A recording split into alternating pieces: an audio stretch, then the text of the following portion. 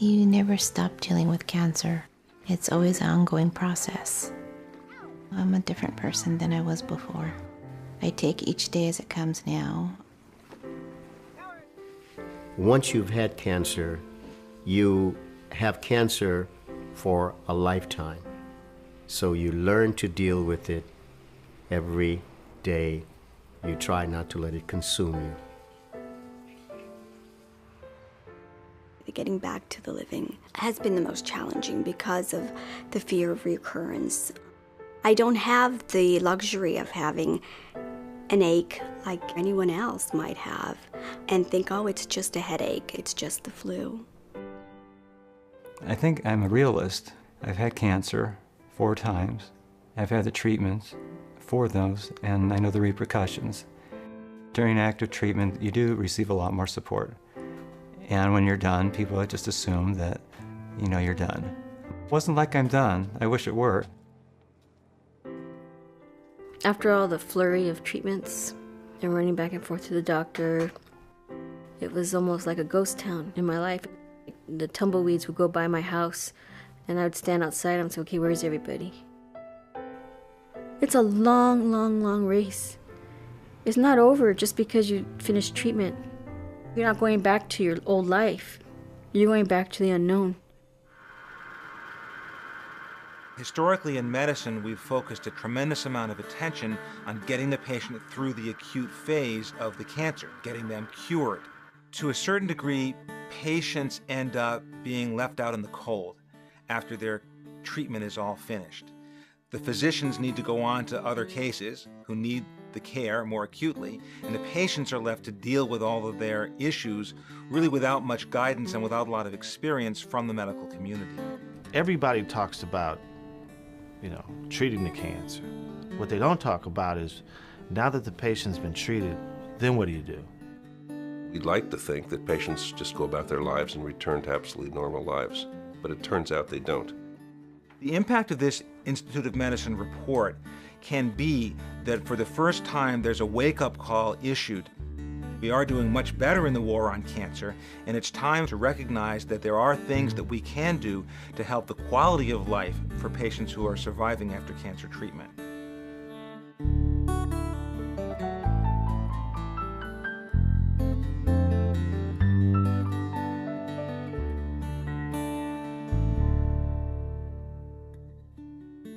There was a time, just 30 or 40 years ago, when a cancer diagnosis was considered a death sentence. With rare exception, survivorship was short, treatment options limited, and hope nearly impossible to find.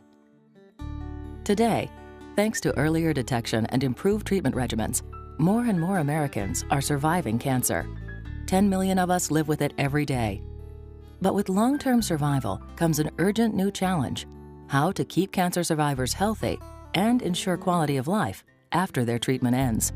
The research has demonstrated that cancer survivors often have symptoms that persist for years. Problems such as ongoing pain, fatigue, appetite disturbance, difficulties breathing. There are many physical effects from the cancer itself or from treatments that people have experienced that need to be treated, or they will severely impact the person's quality of life.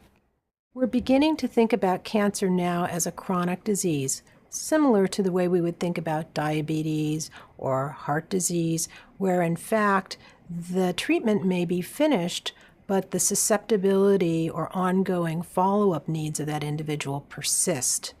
Healthcare providers often think that the moment we say to a patient, your cancer care is completed, you can go back to your regular healthcare system, your primary doctor, you don't need to come here to the cancer center anymore. We think that should be great news, a celebration. And yet many cancer survivors have said that was the most terrifying moment of their entire cancer experience. I remember the day of my last treatment. I thought I would be elated and just screaming and yelling and happy, and I remember the drive home, and I had to pull to the side of the road because I was so overtaken by grief at that moment. It was like that was the moment that I could finally allow myself to grieve over what had happened to me. While I was going through treatment, I felt like a warrior in a war. When the treatment ended, I felt like a warrior without a war. I don't have to see the doctors every day. What do I do with myself now? Who do I talk to? What about my feelings? What about my life? I asked what would my chances be about having children, and they said, well, you would go on tamoxifen after, and you would not be able to get pregnant during that time, and that would put you into menopause, and so you would not be able to get pregnant and have children. And to me, to this day, that was more devastating news, because with cancer you can get into remission, but when you're told you can't have your family, you're not going to be able to have children, that's worse. Prostate cancer has presented a major challenge to my wife and I. We've always been very close. And since prostate cancer, my sexuality certainly has become an issue. And it's an issue that I, quite frankly, wish that we didn't have, but it's there. It's a lifelong process. I'm reminded of it when I see my body every day with the scars that I have. My neuropathy from my chemo that I had and my colitis from the radiation that I have. It's ongoing. It's not going to go away. I wish I had a magic wand and say, okay, you have no more scars. You didn't have this, but that's not the case. Reality is I did. For us as a society and for a healthcare system to assume that someone who has completed cancer therapy is just like anyone else is an absolutely ridiculous thought, because the person who has experienced a serious illness such as cancer and has undergone the kinds of treatments that we provide for cancer has very special needs.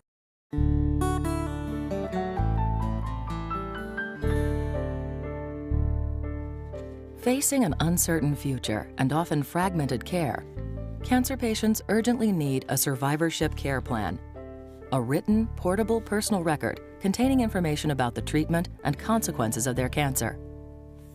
Right now, there's no real system about how we hand off cancer patients to the primary care physician. It's chaotic, it's haphazard. Cancer survivors are often lost to follow-up.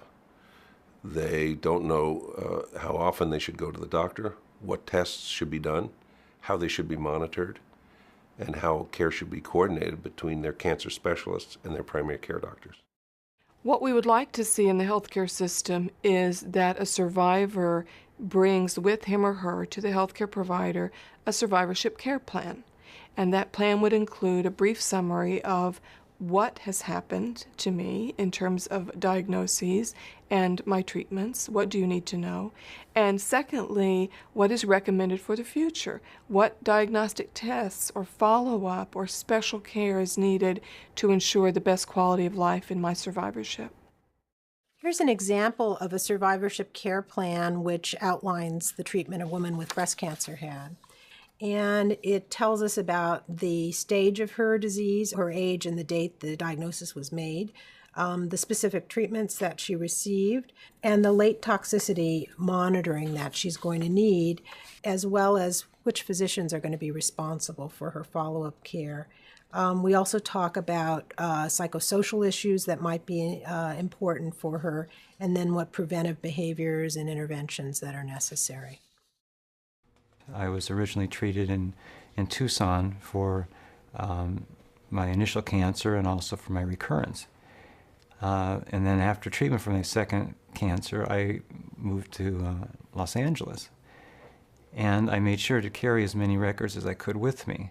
It was very important when I was diagnosed with non-Hodgkin's lymphoma that I had those records, because my doctor at the time could review my records, and she saw the amount of chemotherapy I'd received in the past and was able to tailor my treatment based upon that, because my original chemotherapy caused toxicity, and anything over that amount would have been very detrimental. The follow-up plan is particularly important because cancer patients themselves are a high-risk group. They're high risk because whatever predisposed them to get cancer to begin with is still there, and so they're at high risk from that. But they're also high risk because the treatments that they experience can themselves put the patient at high risk for yet another cancer. Now, that's something that's obvious to the medical oncologist or the radiation oncologist, but it may not be so apparent to the primary care physician who's following the patient 25 years later. If there are issues that the primary care doctor needs to be informed of, that I share those with them. And if there are issues that they have for me, I need to make sure that I get those issues. So there needs to be more give and take. In the primary care community, there's a tremendous amount of time pressure already to manage patients on shorter and shorter time frames. And anything that we can do to try and make that period more efficient for the primary care physician has got to be beneficial, not only to the primary care doc, but also to the patient. The physical and emotional effects of cancer, both short and long-term, present unique challenges to every cancer survivor. But just as potentially devastating are the financial, social, and employment issues that often arise after treatment. When I got sick, they were only allowed to keep me on 4 months on disability, and then they just let me go. And I lost my job. You're replaceable. It doesn't feel good to know that. You're already fighting for your life. Now you got to fight for your job too. I think the effects of being disabled and not being able to work has been a lot more difficult than I thought. It's been difficult not having kind of a purpose, something that you could go to day, a routine. It's difficult not having the social contact that you normally would have in a work setting.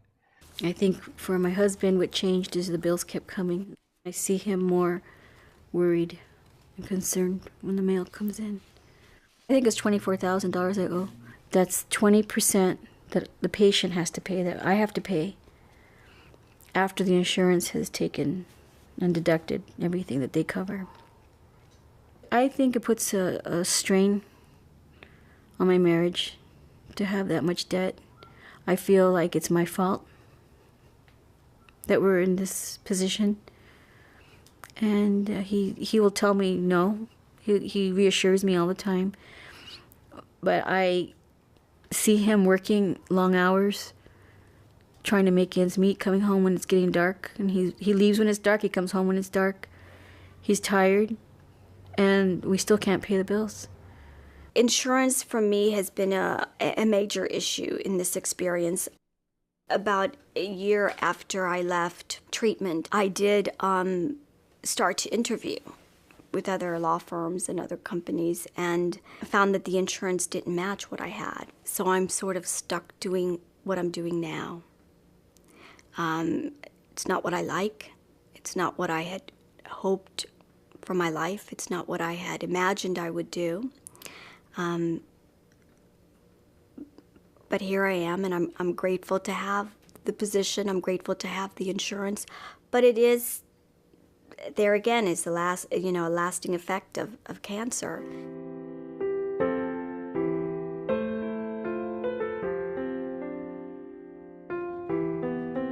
I'm still alive today after 26 years, and I'm grateful and thankful for that.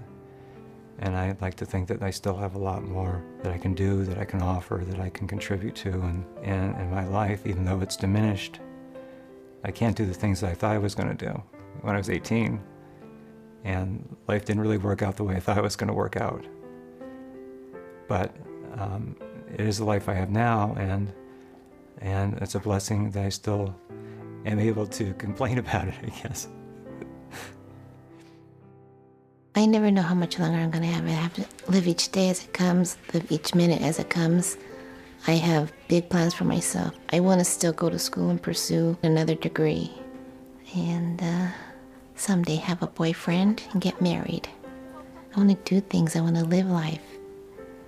I never would have thought I would do dragon boat. I never thought I would do skydiving, and I never thought I would do a marathon.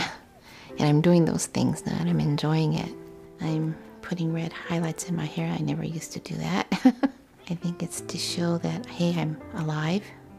I'm here. Look at me. Many cancer patients and survivors tell us that having cancer was the most important and valuable and life-transforming experience that they've had. It's paradoxical that something that is life-threatening could do this, but the inner strength and the power that some individuals feel by having conquered cancer allows them to move forward and do so many other things. The goal is to return the cancer survivor to as normal a life as possible, and to reassure them that their care will be optimal and that the medical system will be there for them when they need it. And we can do that. I think the key point is that we have to decide that we're going to do it. We have to pay attention to the patients and what the patient's needs are, and we have to make sure that we develop standards. We've been able to treat cancer in a better way, such that now 10 million people do live with cancer, then surely we can muster the energy so that we can tend to the quality of life concerns that these people will face.